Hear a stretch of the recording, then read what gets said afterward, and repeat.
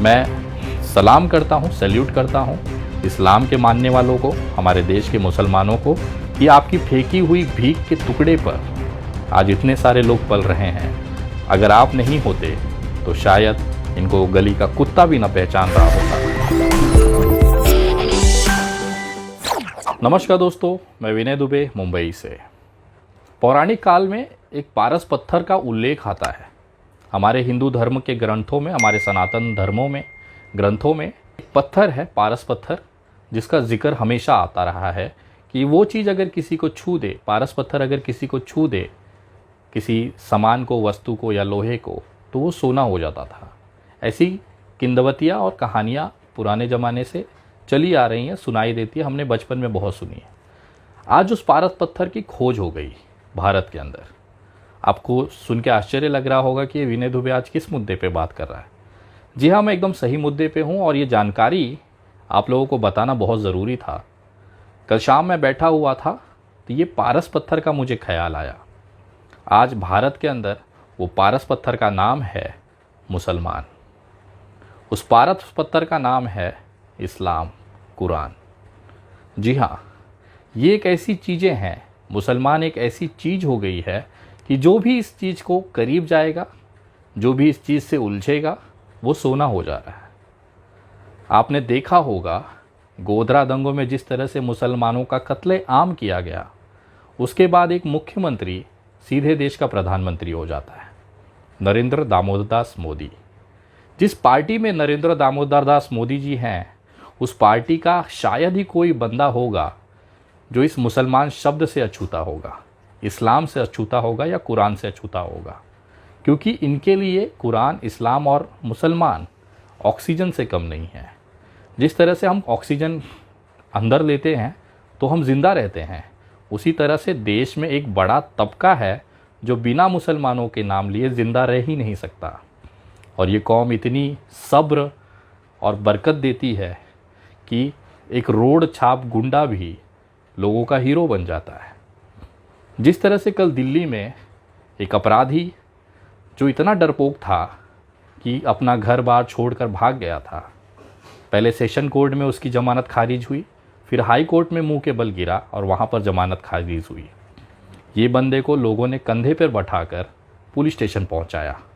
इतनी खूबसूरत तस्वीर भारत में हो ही नहीं सकती। लेकिन पता है वो आदमी को आखिर जेल क्यों जाना पड़ा? उसके पीछे भी एक शब्द था, मुसलमान। वहाँ पे जो नारे लगे थे वो किसके लिए लगे थे? मुसलमान।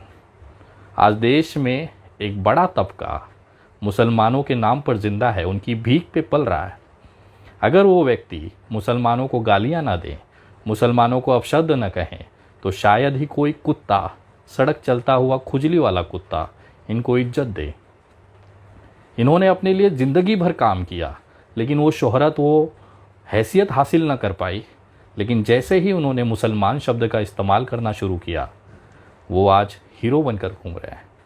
बाकी सब तो छोड़ दीजिए, एक इंसान जो विदेशों में पढ़ाई किया, जो अच्छे संपन्न परिवार से है, इस्लाम ने उसे भी सन्यासी बनने पर मजबूर कर दिया। मैं बात कर रहा हूँ गाज़ियाबाद के उस दलाल, उस असामाजिक तत्व यति नरसिंहानंद सरस्वती की। ये व्यक्ति खुद कबूल कर रहा है कि केवल इस्लाम और मुसलमान के खातिर ये बंदा सन्यासी बन गया। सुनिए जरा। और सन्यासी भी मैं केवल इस्लाम के जिहाद से लड़ने के लिए बना हूं, वरना सन्यासी बनने का मेरा कोई उद्देश्य इस धरती पर नहीं था।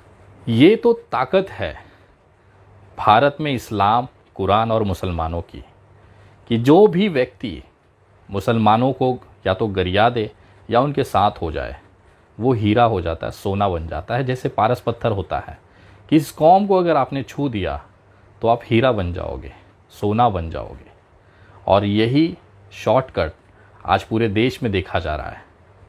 चूड़ी वाले के साथ मारपीट होना, चाहे कचरे वाले के साथ मारपीट होना, चाहे पानी पूरी वाले के साथ मारपीट होना, चाहे एक मसाला डोसा बनाने वाले दुकान पे एक छोटा सा कारीगर, सोचिए एक छोटा सा कारीगर जिसकी 150, 200, 400 रुपए की दिन की कमाई होती है, वो मुसलमान होने के नाते एक ग्रुप को लगातार मीडिया में चर्चा में बना देता है। ये तो ताकत है मुसलमान और इस्लाम की कि एक अदना सा इस्लामिक मुसलमान व्यक्ति उन हिंदू नेताओं को चमका देता है जो अपनी पूरी ज़िंदगी अपना पिछवाड़ा रगड़ देते हैं, लेकिन गली के बाहर उनकी कोई औकात नहीं होती। लेकिन जैसे ही वो किसी मुसलमान को छू देते हैं, वो राष्ट्रीय चेहरा बन जाते हैं, हीरो बन जाते हैं। दिल्ली में जिस तरह से कल एक अपराधी को कंधे पे बिठा के घुमाया गया, वो कहीं ना कहीं उसके पीछे एक मुसलमान का ही हाथ है। वो मुसलमान का नाम लेता है, उनको गालियां देता है। आज वो सोना हो चुका है। आपको पता है उमर खालिद भाई जेल में क्यों हैं? क्योंकि वो मुसलमान है। ऐसे तमाम लोग आज जेलों में बंद हैं क्योंकि वो मुसलमान है। कहीं ना कहीं ये इस्लाम और मुसलमान की ताकत दिखाती है इस देश के अंदर, इस भारत के अंदर। उनकी सुंदरता और उनकी सब्र दिखाती है। कितना सब झेलने के बाद भी ये कौम कभी शिकायत नहीं करती है, क्योंकि इनके कुरान में लिखा है कि सब्र रखिए, ऊपर वाला फैसला करेगा। तो कहीं ना कहीं मैं सलाम करता हूँ, सैल्यूट करता हूँ इस्लाम के मानने वालों को, हमारे देश के मुसलमानों को, कि आपकी फेंकी हुई भीख के टुकड़े पर आज इतने सारे लोग पल रहे हैं। अगर आप नहीं होते तो शायद इनको गली का कुत्ता भी न पहचान रहा होता। एक अदना सा ठेले वाला, एक अदना सा पानी पूरी वाला भी कुछ लोगों को चमका कर हीरा बना देता है, सोना बना देता है। ये तो आप मुसलमानों की ताकत है। मैं सैल्यूट करता हूँ, मैं धन्यवाद करता हूँ कि आप हमारे देश में इसी तरह से ऐसे चमकाने के लिए, ऐसे सोने बनाने के लिए आप बने रहें। लेकिन ऊपर वाला आपके साथ हमेशा है। हम जैसे हिंदू भाई, सनातनी भाई आप लोगों के साथ हमेशा है। चाहे कितना भी कष्ट आए, चाहे कितनी भी तकलीफ़ें दी जाए, हम कभी भी आपका साथ नहीं छोड़ेंगे। क्योंकि लोगों के आंखें बंद करने से अंधेरा नहीं होता। और ये जो चीज़ें लोग आज मुसलमानों को मारपीट कर रहे हैं, लिंचिंग कर रहे हैं, उनको गालियां दे रहे हैं, इसका फैसला बहुत जल्द ऊपर वाला करेगा। क्योंकि इनके नहीं चाहने से सूर्योदय नहीं होगा, ऐसा नहीं है। आज अंधेरा है, भोर हो चुकी है, अगले कुछ पलों में सूर्योदय होगा। ये चाहे कितना भी अपना पिछवाड़ा रगड़ लें, ये भारत में सूर्योदय होने से नहीं रोक सकते। नरेंद्र मोदी जी आए और चले भी जाएंगे, बहुत सारे नेता भारतीय जनता पार्टी के आए और चले भी जाएंगे। ये देश चलता रहेगा, बिना नरेंद्र मोदी के भी चलता रहेगा, बिना योगी आदित्यनाथ के भी चलता रहेगा, बिना उद्धव ठाकरे के भी चलता रहेगा, बिना ममता बनर्जी के भी चलता रहेगा। ये देश हमेशा चलता रहेगा। और जिन लोगों को लगता है कि बिना नरेंद्र मोदी या बिना अमित शाह के देश चलना नामुमकिन है, तो कृपया इसी समय नरेंद्र मोदी जी की धर्मपत्नी को देख लीजिए। बेचारी 40 साल से सकुशल अपनी ज़िंदगी जी रही है। तो ऐसा भ्रम अगर ये पाल के बैठे हैं कि बिना मोदी के देश ना चलेगा, तो उनकी पत्नी को देखकर आप ज़रा सीखिए। ये समय है, बदलेगा ज़रूर।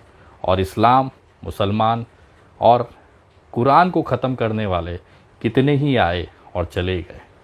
मैं धन्यवाद करता हूँ, सल्यूट करता हूँ मुसलमानों के उस सब्र को, जिन्होंने अपने इस्लाम में, अपने कुरान की उसकी नियमों को उन्होंने पाला है और अपने अंदर सब्र रखा है।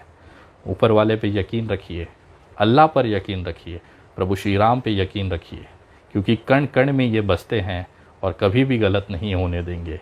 इनकी लाठी में कभी भी आवाज़ नहीं होती। सबका फल यहीं पे मिलेगा। जिस तरह से बाबरी मस्जिद को शहीद करी गई, आज देखिए लाल कृष्ण आडवाणी की क्या हालत है। मैं भगवान से दुआ करूँगा हमेशा नरेंद्र मोदी जी को भगवान लंबी उम्र दे, ताकि वो अपने आँखों से इस देश में जो नफ़रत इन्होंने बोया है उसकी खेप समाप्त होते और अपनी दुर्गति होते वो ज़रूर देखे, जैसे लाल कृष्ण आडवाणी देख रहे हैं। भगवान आप लोगों को लंबी उम्र दे, शतायु बनाए, ये कामना मैं करता हूँ। तमाम मेरे इस्लामिक भाइयों को, मुसलमान भाइयों को विनय दुबे की तरफ से सैल्यूट है, सलाम है। जय हिंद, जय महाराष्ट्र।